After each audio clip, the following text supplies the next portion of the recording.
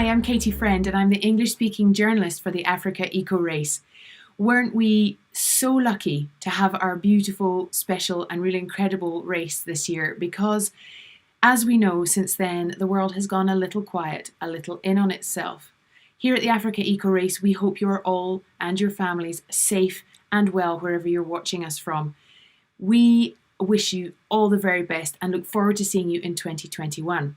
Talking of which, we're here to tell you that the work is full steam ahead for the 2021 13th edition of the Africa Eco Race. And today we're going to be chatting with the key players in the team who have been working non-stop, albeit from home, to make sure that this is going to be one of the best yet. So without further ado, let's have a quick chat.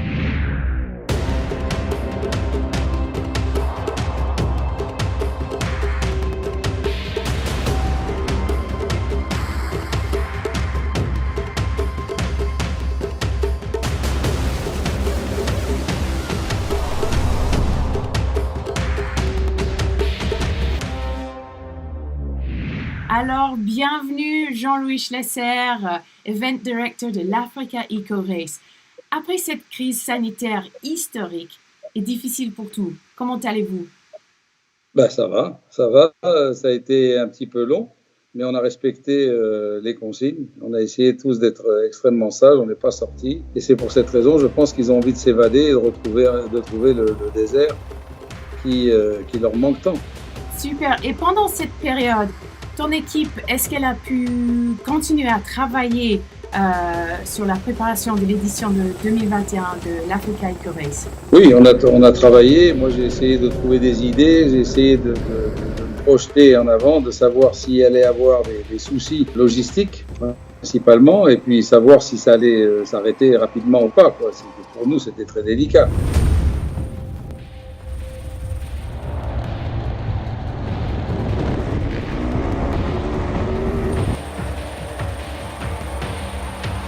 Quelles mesures sanitaires vous allez prendre pendant le rallye pour rassurer nous qui travaillons avec le rallye et puis pour les concurrents aussi? On ne va pas vraiment changer d'approche, on va simplement s'adapter s'il faut le faire. Voilà, si d'ici janvier, il y a des mesures à respecter, on les respectera et c'est ce qui est normal pour rassurer tout le monde, pour nous-mêmes, pour nos concurrents et pour qu'on soit dans une sérénité, quoi. Et puis, pour nos transporteurs, on va dire, par exemple, maritimes, on fait confiance aussi. Ce ne sont pas juste des prestataires. Moi, j'appelle ça nos partenaires. J'ai confiance en eux. C'est des professionnels. On n'est pas les seuls clients. Donc, ils ont du travail à effectuer toute l'année. Donc, ils s'adapteront très bien à la situation. Ça, il n'y a pas de problème à se faire là-dessus.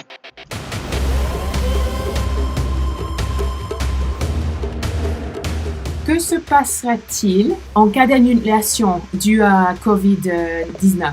S'il y a une annulation, on rembourse tout le monde, y compris les frais d'inscription. D'ailleurs, on a fait un écrit à ce sujet, on a fait une news et on l'a écrit. Donc les gens n'ont absolument plus de crainte. S'il y a un problème Covid et qu'on ne peut pas transporter, de toute façon, nous-mêmes, on décidera de ne pas le faire parce qu'on ne veut pas faire prendre de risques aux concurrents et à notre équipe. Et puis on remboursera tout le monde. On a des assurances, il y a des assurances pour ça, il n'y a pas de problème.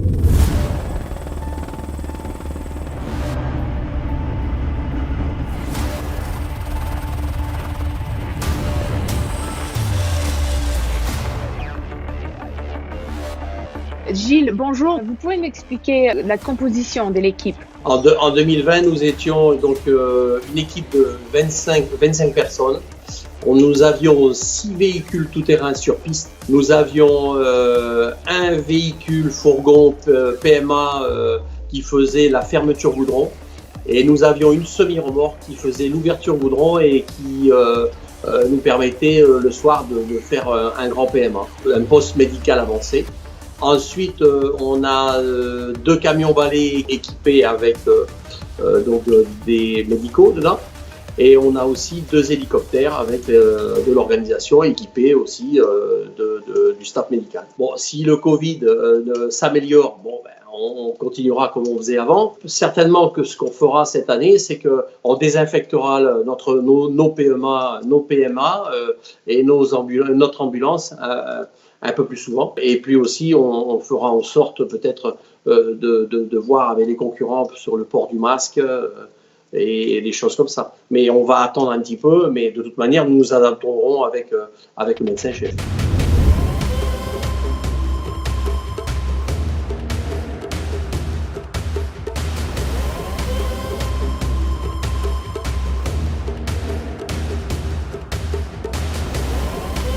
Donc on va prendre les meilleures portions du Maroc, les meilleures portions et les meilleures éditions au bivouac que nous avons eues et parcours dans le passé en Mauritanie, et on va faire une compilation de ça. Ce que je peux d'ores et déjà dire, c'est que nous ferons 2 boucles. On travaille déjà sur la création du roadbook, ou disons plutôt sur la création du tracé.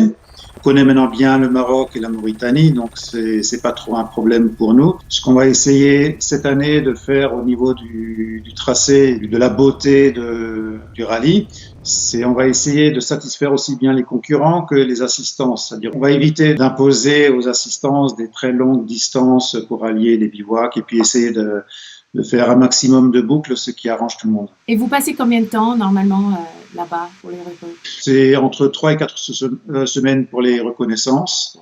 Et puis après, une fois de retour, c'est entre 1 mois et demi et 2 mois de travail. Bonjour René, on attend une compilation des plus belles spéciales, des plus beaux bivouacs des dernières 12 éditions.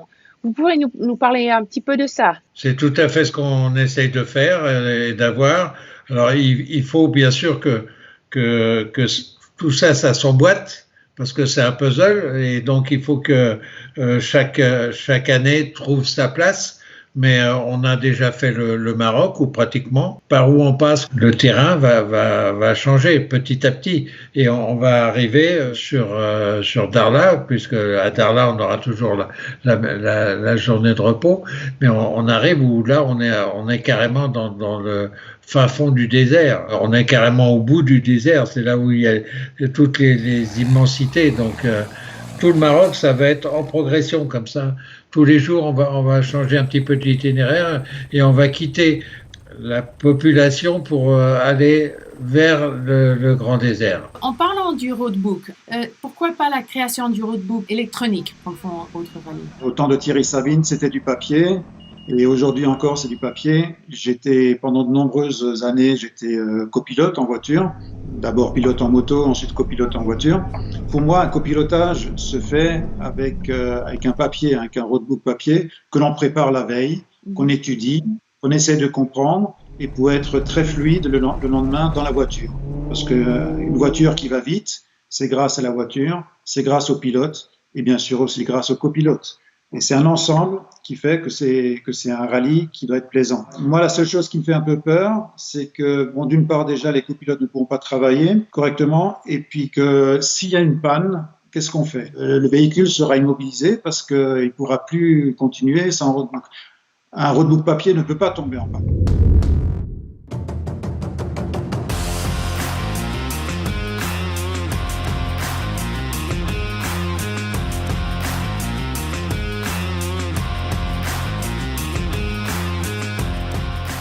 Alors, d'après votre père et aussi mon frère René, tout est en train, business as usual pour l'Africa Eco Race. Parlez-nous un petit peu de ce qu'on a fait avant, et puis comment ça s'est amélioré peut-être pour le 13e édition. Ce qu'on remarque depuis pas mal d'années, c'est que tout devient beaucoup plus digital.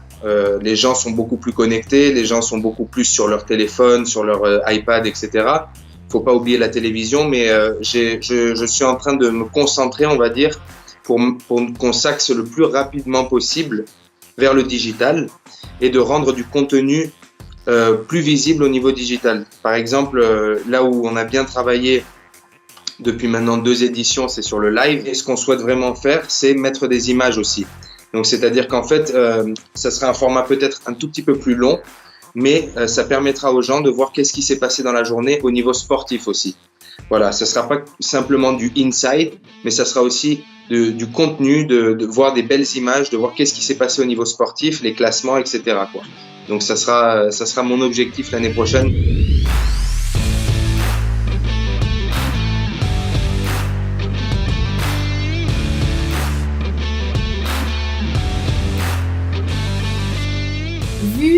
des changements du règlement technique de la FIA. Qu'en est-il pour l'Africa Eco Race en 2021?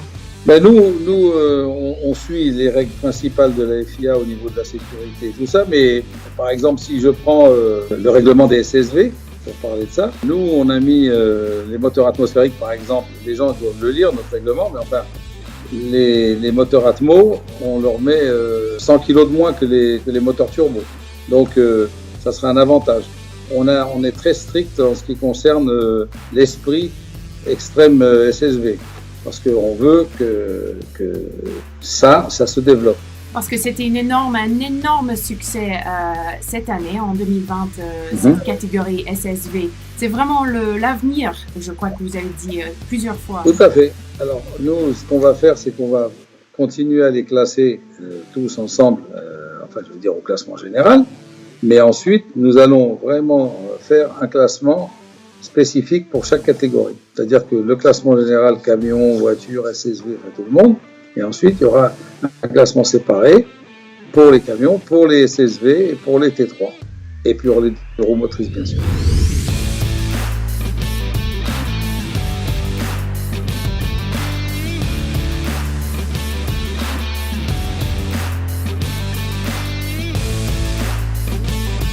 Sur la sécurité des concurrents, vous pouvez nous juste expliquer un petit peu comment vous faites pour garder tout le monde sauf et sain?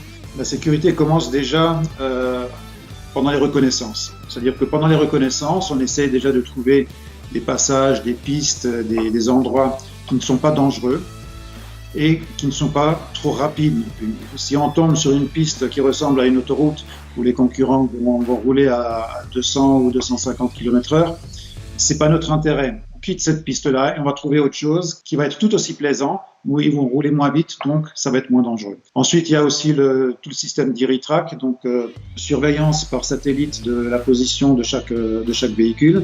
On surveille la position, on surveille s'il y a une inclinaison, donc probablement une chute pour un motard ou un tonneau pour une voiture. Tout ça, c'est instantané, on peut le voir chez nous. Ces appareils, ils ont aussi le téléphone embarqué, c'est-à-dire s'ils ont un doute ou s'ils ont un problème, un accident ou pour quelqu'un d'autre, ils peuvent appeler le PC Course. Il y a une nouveauté pour l'Africa Race 2021. Je suis en train de voir pour récupérer un pick-up et de l'équiper d'une cellule pour faire carrément une ambulance 4 roues motrices qui puisse aller sur piste ou sur des checkpoints. De manière à être opérationnel pour, en cas d'accident, de double accident comme nous avons eu l'année dernière, pour essayer de libérer un hélicoptère. Well, there you have it. We have spoken to the key players. We're excited and we're ready. And now all we need is you to come and join us for the 2021 edition. We'll be leaving from Monaco, as always, from Quai Antoine I on the 2nd of January. Don't forget, 2121. Very easy to remember. We'll see you there. Enjoy the rest of the year. Please stay safe. Look forward to seeing you in January. Bye-bye.